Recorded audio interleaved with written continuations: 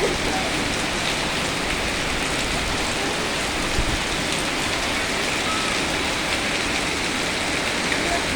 dia ada udang tu?